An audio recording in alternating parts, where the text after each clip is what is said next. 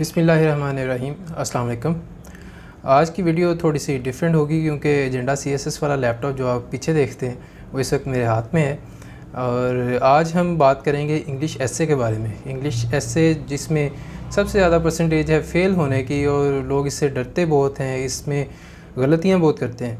तो हम बात करेंगे जी कि इंग्लिश एसे की इवैल्यूएशन कैसे होती है या इंग्लिश एसे में आप कौन कौन सी गलतियाँ करते हैं जो मैं या दूसरे मेंटोर्स टीचर्स आपकी गलतियाँ निकालते हैं, इवैल्यूएशन करते हैं ताकि आप उनको ठीक कर सकें, उन पे काम कर सकें और फिर आहिस्ता आहिस्ता आपका इंग्लिश ऐसे इम्प्रूव होता जाए टिल दैट कि आप पास कर जाएँ FPSC के या PPSC के एग्ज़ाम्स में, CSS में एंड ऑल दैट।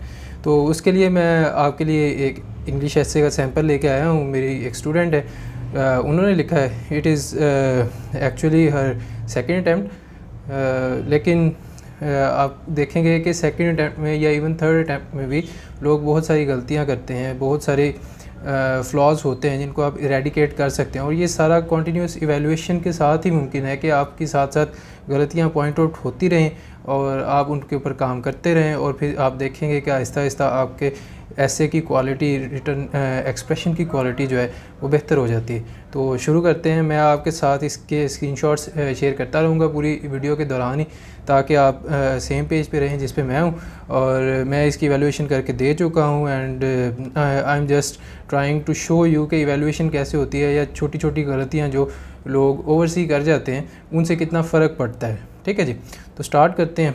इनका जी टॉपिक है the future of Pakistan lies in the education of its message. Outline, introduction, how the future of Pakistan lies in the message of its message. पहली तो गलती ये है कि the message of its message, ये तो एक चलें भूल के उन्होंने लिख दिया है इन the education of its message. ठीक है, उसके एंड पे कॉलन लगाया हुआ है जो कि नहीं होना चाहिए, यहाँ पे फुल स्टॉप आएगा क्योंकि ये आपका मेन आर्गूमेंट है या फर्स्ट सेक्शन है। ठीक है जी, तो एक तो ये चीज़ है। दूसरी मेन चीज़ जो कि मैं रेकमेंड करता हूँ वो ये है कि आपने जब सब आर्गूमेंट्स देने हैं तो उनकी नंबरिंग लाजमी करें। इस पे डिफरेंट पॉइंट्स ऑफ व्यू हैं, लेकिन मेरा मानना ये है कि अगर आप नंबरिंग कर देते हैं या एग्जामिनर को पता चल जाता है कि इसके अंदर कितने पॉइंट्स दिए हैं, कितने आर्गूमेंट्स आ रहे हैं, इस बच्चे ने एक सेक्शन में 6 आर्गूमेंट्स दिए हैं, दूसरे में 4 दिए हैं, तीसरे में भी 4 दिए हैं, तो थोड़ा सा बैलेंस्ड है। या फिर उसको अंदाज़ा हो जाता है कि आपका जो मेन आर्गूमेंट है उसके ऊपर आपके पास कितने आर्गूमेंट्स है, कितना मटेरियल है। अगर आप सिंपली स्टार वगैरह लगा देंगे तो ये थोड़ा सा I think it looks cowardly कि आप छुपाना चाह रहे हैं कि मैं नहीं बताऊंगा आपको मेरे पास कितने आर्गूमेंट्स हैं, आपने अगर खुद गिनने हैं तो खुद गिन लें। तो that does not seem right to me, ये मेरा मौक़िफ़ है इस पर। ठीक है जी, आते हैं जी उन्होंने क्या लिखा हुआ है। तो पहली गलती मैंने उनकी ये निकाली कि ह्यूमन कैपिटल इनकम जो है, ह्यूमन कैपिटल इनकम जो है कोई वर्ड नहीं है या कोई ऐसा फ्रेज़ मैंने कभी पहले सुना नहीं है। अगर आपने सुना है तो आप मुझे बता सकते हैं। ह्यूमन कैपिटल डेवलपमेंट होती है जी, जो हम टिपिकली यूज़ करते हैं, अखबार में भी पढ़ते हैं, किताबों में भी पढ़ते हैं। ठीक है, तो सबसे पहले आप ह्यूमन कैपिटल डेवलपमेंट लिखेंगे और एंड पे जो है इसके फुल स्टॉप उन्होंने नहीं लगाया, फुल स्टॉप भी लगाएंगे। इसी तरह level of democracy is enhanced, तो लेवल ऑफ डेमोक्रेसी नहीं होता है, डेमोक्रेटिक स्ट्रेंथ होती है या फिर क्वालिटी ऑफ डेमोक्रेसी होती है। तो उसको जो जनरली यूज़ चीज़ हो रही है उसके ऊपर आप रहें ताकि आप आपका एक्सप्रेशन स्टैंडर्ड रहे या बेटर देन नॉर्मल रहे। ये ना हो कि आप अपने मन की चीज़ें मानते हुए या जिस तरह का आपके जहन में आ रहा है अगर आप एग्जैक्टली उसी तरह लिख देंगे, क्योंकि हमारी जो कोलोकियल लैंग्वेज होती है या फिर जो हम आपस में गुफ्तगू करते हैं वो काफ़ी डिफरेंट होती है as compare to the one that we are suppose to write. ठीक है, तो अगर मैं लेवल ऑफ डेमोक्रेसी आपस में मैं अपने दोस्तों के साथ बैठे हुए बातें करते हुए ये कह दूंगा कि पाकिस्तान का लेवल ऑफ डेमोक्रेसी जो है वो बहुत लो है, ये वो हमारी आपस की बातों तक तो ठीक है कि जी मेरे सोशल ग्रुप्स वाले जो हैं वो उसको एक्सेप्ट कर रहे हैं, लेकिन जो एग्जामिनर डिमांड करता है ही demands quality English, standard English. ठीक है, जो राइटर्स यूज़ करते हैं, जो अखबारों वाले यूज़ करते हैं, तो उसके लिए फिर आपको उसी की टर्म्स में, उसी की जारगम में आंसर करना पड़ेगा। ठीक है जी, उसके बाद मैंने इधर लिखा हुआ है कि रिसर्च बेस्ड नॉलेज जो है उसके अंदर डैश आनी चाहिए और इससे एक मिनट में बार मतलब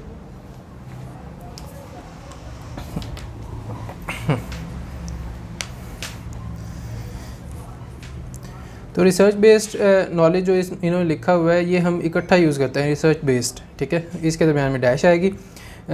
इसी तरह नेक्स्ट आर्गूमेंट जो है वो भी थोड़ा सा वेग है, क्लियर नहीं है। बात यह है कि जो आपका मेन टॉपिक है उसको आपने हिट भी करना है और हर पॉइंट में आपने उसको एम्फेसाइज करना है। तो जो भी आपका आर्गूमेंट है उसको आप मेन टॉपिक, मेन थीम के साथ रिलेट करके बताएंगे कि इसमें क्लैरिटी आ जाए। अगर आप सिंपली जो है जुमले लिखते रहेंगे तो उसमें क्लैरिटी नहीं आएगी, उसमें मज़ा नहीं आएगा एग्जामिनर को पढ़ते हुए। आगे आते हैं जी, education empowers students to apply knowledge in professional lives and develop critical skills. इसमें एम्पावर लिखा हुआ है, एम्पावर्स होगा क्योंकि एजुकेशन सिंगुलर है। इसी तरह level of poverty is reduced, poverty alleviation हम यूज़ करते हैं या पावर्टी रिडक्शन यूज़ करते हैं। अगेन ये भी मिस्टेक है इम्प्रॉपर यूजेज की। नेक्स्ट पॉइंट में जो अंडरलाइन किया हुआ है उसमें toxic effects of harmful pollutants. Toxic होता है जहरीला, ठीक है, जो बहुत ज़्यादा हार्मफुल होता है, जबकि एनवायरनमेंट के जो इम्पैक्ट्स हैं ह्यूमन लाइफ पे वो बहुत मल्टीफेरियस हैं। उनको आप सिंपली टॉक्सिक नहीं कह सकते, हार्मफुल इम्पैक्ट्स हम कहते हैं। ये थोड़ी सी जेनेरिक टर्म है but it covers lot of perspectives. तो यही जो जनरल यूजेज है या जो प्रॉपर यूजेज है वो harmful perspective, harmful impacts of environmental pollutants हम यूज़ करते हैं। अच्छा जी, higher quality of life is promoted through education, ठीक है, इधर हेल्पिंग वर्ब मिक्स करके वो पूरा जुमला लिखते लिखते नेक्स्ट आ जाता है जी कि अगले दो पॉइंट्स इनके तकरीबन ठीक हैं। रिसर्च बेस्ड नॉलेज के दरम्यान में डैश अगेन आएगी। और सेक्शन नंबर 3 पे आते हैं, फॉलोइंग आर द फैक्टर्स। अच्छा, फॉलोइंग जो है इसको शुरू पे यूज़ करते हुए मुझे एतराज़ है, आप अपने जुमले को रीस्ट्रक्चर कर लें ताकि इट लुक्स मोर प्रोफेशनल, ताकि it looks more you can say professional. तो मैं ऑलरेडी कह ही चुका हूँ।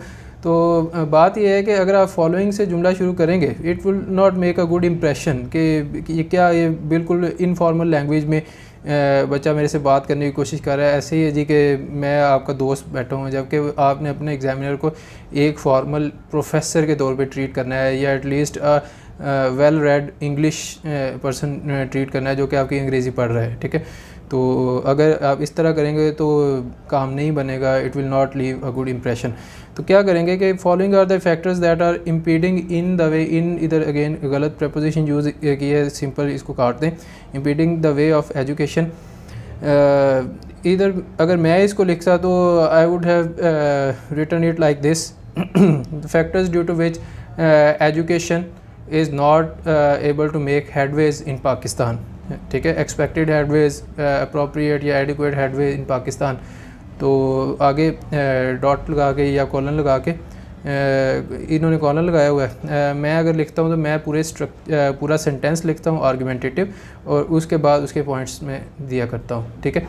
तो ये चीज़ है। इसके बाद इसके जो पॉइंट्स हैं ना, इन्होंने इस सेक्शन में सारे फ्रेजेस की फॉर्म में दिए हैं, जबकि असूल ये है ऐसे का कि आपने कोई भी स्ट्रक्चर यूज़ करना है तो वो आप एक ही स्ट्रक्चर यूज़ करेंगे, चाहे वो ऐसे का सेंटेंस स्ट्रक्चर है, पूरा फुल सेंटेंसेस हैं या फिर फ्रेजेस हैं, कोई मसला नहीं है, दोनों में पास हो जाते हैं लोग। हम जनरली रिकमेंड करते हैं कि आप फुल सेंटेंसेस लिखें, उसमें ज़्यादा क्लैरिटी भी आती है और रेलिवेंस शो हो जाती है ईजीली। लेकिन अगर आप फ्रेजेस में लिखते हैं तो पूरे का पूरा ऐसे जो है वो आपका, या पूरे की ऐसे की जो आउटलाइन है वो आपकी सारी की सारी फ्रेजेस की फॉर्म में होनी चाहिए, ठीक है जी। आगे not well developed educational system, ये भी वेरी बिलो एवरेज यूजेज है, this is not good. Private institution एक नहीं है और इंस्टीट्यूशन की बजाय इंस्टीट्यूट्स कर लें, institutes working more as merely होता है, मेयर यहाँ पे अगेन गलत यूजेज है। As money producing industries, very poor usage, money producing की बजाय मनी मेकिंग इंडस्ट्री या मनी मेकिंग मशीन्स होता है। कॉर्पोरेटाइजेशन ऑफ एजुकेशन आप इसको कहते हैं। अच्छा, बात यह है कि आपने जो की टर्म्स हैं, जो यूजेजेस हैं, उनको यूज़ करना है। द एग्जामिनर इज़ एक्सपेक्टिंग कि वो कुछ कीवर्ड्स आपके राइटिंग में से पढ़ ले, जैसे क्रिटिकल थिंकिंग है, जैसे मेल्टिंग पॉट पेडागोजी है, जैसे यही कॉर्पोरेटाइजेशन ऑफ एजुकेशन है, ठीक है जी, या फिर इसी तरह की टीचिंग स्टैंडर्ड्स हो गया, या असेसमेंट क्राइटेरिया वगैरह, इस तरह की टिपिकल टर्म्स जो है ना एजुकेशन के ऊपर जो रिपोर्ट्स आती हैं या जो भी एनालिसिस होते हैं उनमें यूज़ की जाती हैं, ठीक है। तो उसने जहाँ से पढ़ा हुआ है आप भी उधर से पढ़ने की कोशिश करें और उन्हीं टर्म्स को यूज़ करने की कोशिश करें, तो आपका और एग्जामिनर का जब नॉलेज मैच करता है तो उसको खुशी होती है कि ये बच्चा जो है इसने वाकई अच्छा पढ़ा हुआ है और मैं इसको पास कर दूँगा, ठीक है। तो आप अपनी जो लैंग्वेज है, जो आपके दिमाग में चल रही है, दिल में है, या आपके जो रोज़मर्रा की बोलचाल है, उसको थोड़ा सा कंट्रोल करने की कोशिश करें। अगर वो जनरल अखबारी लैंग्वेज या बुक्स वाली लैंग्वेज नहीं है तो, ठीक है, आप सीखें कि प्रॉपर यूजेज क्या है और जो की टर्म्स हैं वो कौन कौन सी हैं इस ऐसे के हवाले से या उस थीम के हवाले से, और उनको याद करने की और यूज़ करने की कोशिश करें। It will go a long way in serving you, ठीक है जी।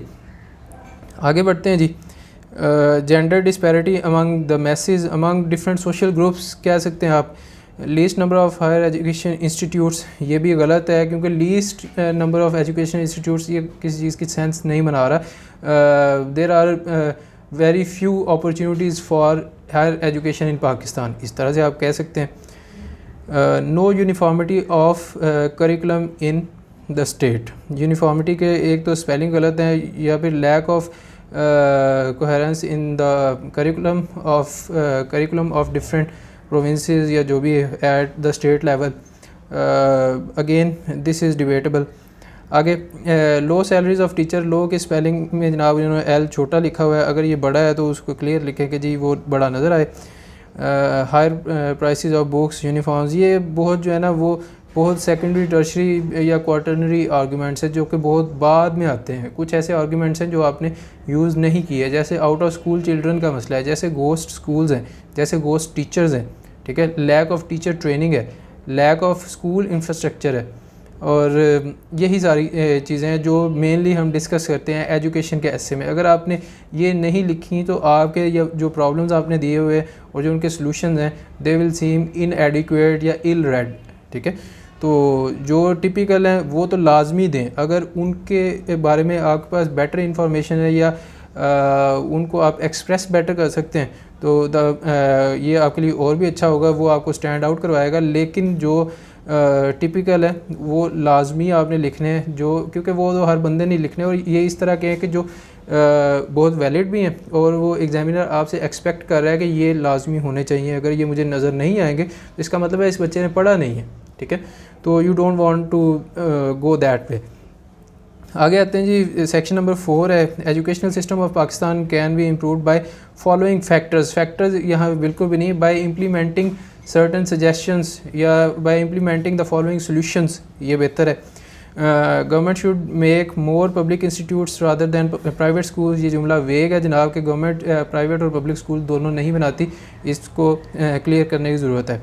Free education should be provided till primary and secondary level. तो फ्री एजुकेशन जनाब ऑलरेडी आर्टिकल 25 के अंडर जो है कॉन्स्टिट्यूशनल ज़िम्मेदारी है स्टेट की कि वो प्रोवाइड करेगी।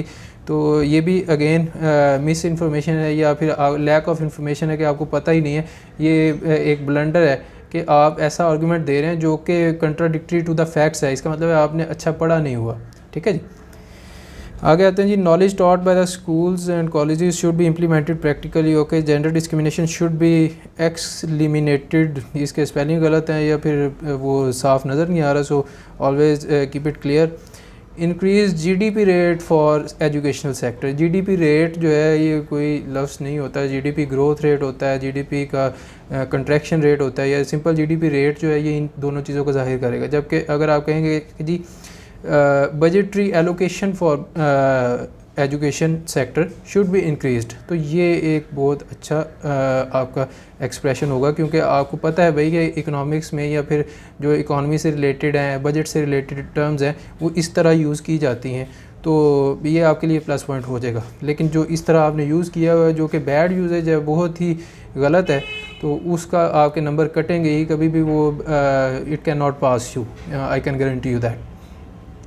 ठीक, आगे है जी, self worth of teachers should be prioritised. Again इसमें भी रॉन्ग यूजेज है। थिंकिंग टीचर ये बिलो नॉर्मल यूजेज हैं या बहुत ज़्यादा सिंपल है, इट इज़ नॉट रिकमेंडेड। आप इसको रीथिंक करें, जो नोट्स आपको प्रोवाइड किए गए हैं उनसे अच्छा पढ़ें, उनको यूज़ करने की कोशिश करें, ठीक है। इंटेलेक्चुअल ऑनेस्टी या इंटेलेक्चुअल रिस्पॉन्सिबिलिटी ऑफ टीचर्स होती है, इस तरह की चीज़ें जो है आप इसमें लाने की कोशिश करें। Thinking teacher develops thinking students जो है, ये I don't think it is good enough. Okay जी, कंक्लूजन आ गया आगे। फिर है जी इनका इंट्रोडक्शन पढ़ते हैं नेक्स्ट पेज पे, पेज नंबर 5 पे। The future of Pakistan lies in the education of its message for economic sustainability and social development. अच्छा, एक चीज़ मुझे इस आउटलाइन और इंट्रोडक्शन पे एतराज़ ये है कि एक तो केस इन पॉइंट्स नहीं लिखे, दूसरा ये है कि इन्होंने थीसिस स्टेटमेंट नहीं लिखी या उसको अंडरलाइन नहीं किया अगर लिखा भी है, और अगर ये पहली 2 लाइनें इसकी थीसिस स्टेटमेंट है तो इसके हवाले से आउटलाइन बहुत गलत है। यही वजह है कि मैंने अपनी स्टूडेंट को कहा है कि जी इसको बहुत ज़्यादा इम्प्रूव करें, इम्प्रूव करके मुझे दोबारा चेक करवाएं ताकि आपकी गलतियाँ मिनिमम हों, फिर हम आगे जाएंगे। इस तरह गुजारा नहीं हो सकता जी, ठीक है। Pakistan being a developing country has been facing lower literacy rate and higher poverty ratio from the last 30 to 50 years. अब ये भी डिबेटेबल है, लास्ट 30 to 50 ईयर्स में ही है सिर्फ ये लो लिटरेसी रेट और पॉवर्टी रेशो हाई जो है, ठीक है। क्या उससे पहले सारा कुछ अच्छा था? क्या उससे पहले आपका लिटरेसी रेट जो है वो 70% था या 80% था, या उस वक्त लोग गरीब नहीं थे? उस वक्त तो इससे भी मेरे ख्याल में हालात बुरे थे, ठीक है। तो ये lack of knowledge, lack of history की अंडरस्टैंडिंग जो है उसको शो करता है कि भाई आपने अच्छी तरह पढ़ी नहीं है या आप बहुत कैजुअल होकर लिख रहे हैं। इस तरह के ब्लंडर ना करें, it can literally prove fatal for you. Education is the only powerful tool which can pave the way for betterment and stability of the state. Okay, it will increase the human capital rate, ये मैं पहले बता चुका हूँ, which will strengthen democracy when people are educated. इसके बाद comma आएगा, अपने पंक्चुएशन जो है उसको पढ़नी है तो प्रॉपर यूज़ करना है, और वैन जो है उससे पहले अगर डॉट है तो वैन का डब्ल्यू कैपिटल आएगा। Level of democracy will be raised, again level वाला भी मैं आपको बता चुका हूँ। नेक्स्ट सेंटेंस पे आते हैं, innovation in industrial area. Industrial area से मुराद है कि जनाब किसी शहर का एरिया, किसी गांव का एरिया, किसी कोई आउट ऑफ सिटी एरिया जहाँ पे इंडस्ट्री लगी हुई है उसको इंडस्ट्रियल एरिया कहते हैं, ठीक है, इंडस्ट्रियल डिस्ट्रिक्ट कहते हैं। जो यहाँ पे आप मानी कन्वे करना चाह रहे हैं वो है इंडस्ट्रियल सेक्टर का, क्योंकि जो जीडीपी है या इकॉनमी है उसके सेक्टर्स होते हैं, industrial sector, services sector, agricultural sector, ठीक है। तो इंडस्ट्रियल सेक्टर बेस्ट है, एरिना भी आप लिख सकते हैं, लेकिन मेरे ख्याल में सेक्टर आप यूज़ कर लें, आपने क्यों रिस्क लेना है इससे। Will be created through research based and practical knowledge. अच्छा जी, agriculture sector will be able to produce higher export goods. Higher export goods again vague and invalid है, इसको आप इम्प्रूव करेंगे। आप कहेंगे कि high yielding varieties of crops होती हैं, ये वो है, या फिर better yield to improve the yield of the crops, इस तरह से आप कह सकते हैं, या फिर to provide high value products, इस तरह से आप कह सकते हैं। हायर एक्सपोर्ट गुड्स जो हैं वो इतना अच्छा वर्ड नहीं है। ओके जी, आगे आ जाते हैं। Irrigation, regenerative farming, poverty will be reduced when people are independent and educated. Independent यहाँ पे बिल्कुल नहीं होना चाहिए था, इस पर भी एतराज़ है जी। Critical thinking will be developed among the masses and they get to know about their role in the state. Critical thinking will be developed and among the masses and so that they get to know, so that they know their role in the state. Again, very normal, not a good sentence. But on the other hand, Pakistan is facing a number of problems which are a hamstring या which are hurdles कह लें in the way of education, या roadblocks कह लें आप, such as poor policies of government for the educational sector, outdated curriculum and lack of uniformity. अब ये जो है, ये अगर तो दो कॉन्सेप्ट्स को जाहिर कर रहे हैं और वो एंड के साथ कनेक्टेड हैं, तो ये रूल है ग्रामर का कि जनाब इसके बाद आर आएगा अगर वो दो अलग-अलग से हैं। अगर दोनों एंटिटीज़ जो हैं सेम चीज़ को रिप्रेजेंट करें फिर यहाँ पे इज़ आएगा। मेरे ख्याल में ये दोनों अलग-अलग उन्होंने बताने की कोशिश की है, सो यहाँ पे आर आना चाहिए, ये भी मिस्टेक है। There are least number of universities, ये बता चुका हूँ, ये भी गलत है जी। very few opportunities for higher education। अच्छा, यूनिफॉर्म एंड स्टेशनरी आइटम्स होता है, आइटम सिंगल नहीं आएगा। आर फार रीचिंग, जो उनकी प्राइसेस हैं, आई थिंक उसकी बात हो रही है, फार रीचिंग नहीं है। The prices of stationery items and books are far removed from the reach of an ordinary person, ठीक है, इस तरह होगा। दीज फैक्टर्स कंट्रीब्यूट्स लिखा हुआ है, ये SES की गलती आ गई। But there are certain solutions to these problems that can be implied का जो लफ्ज़ है बिल्कुल गलत है, और या तो अप्लाइड होगा, बट अप्लाइड से भी अच्छा है इम्प्लीमेंटेड। सोल्यूशंस आप इम्प्लीमेंट करते हैं, ठीक है जी। For to better the quality of education in Pakistan, इस जुमले को रीफ्रेज भी किया जा सकता है और बेहतर हो जाएगा। Students must apply the knowledge practically in their professional fields. Gender disparity must be eliminated for a healthy and prosperous nation. Quality education should be inculcated, should be imparted होगा। education आप impart करते हैं, inculcate skills होती हैं या फिर something else, मुझे यहाँ पे appropriate नहीं लग रहा। To students rather than just cramming of books जो है उसके दरमियान में एक तो स्पेस आएगी, rather than just rote learning ये कह लें आप। Rephrase again this one. GDP rate जो है ये भी गलत है, और मेरिट बेस्ड, अच्छा recruitment of teachers should be done on merit base, ये गलत है, ये यूजेज का गलत है। इसको आप ये इस तरह से रिफ्रेज करके लिख लें कि जी merit based recruitment of teachers in the education sector must be ensured, ठीक है जी। एज अ थिंकिंग टीचर वाला अगेन वही आ गया। Thus education is critical for the economic development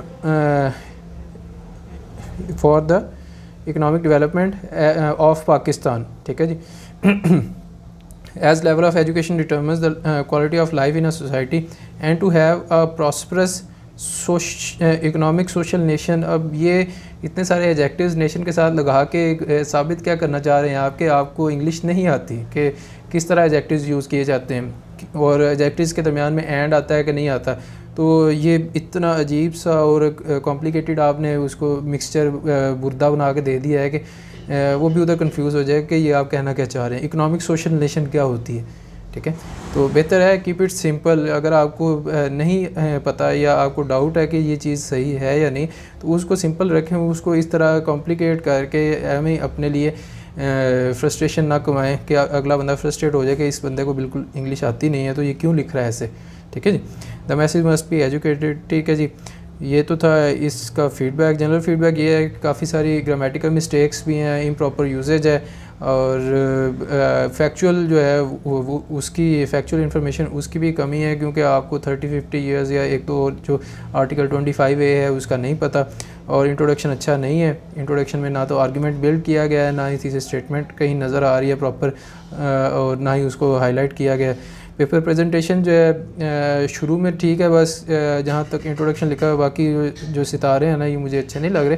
इनकी जगह पे नंबरिंग करें, फॉर्मल रखें इसको, और मल्टीपल कलर पेन यूज़ करें। अगली वीडियो में मुलाकात होती है। Thank you very much.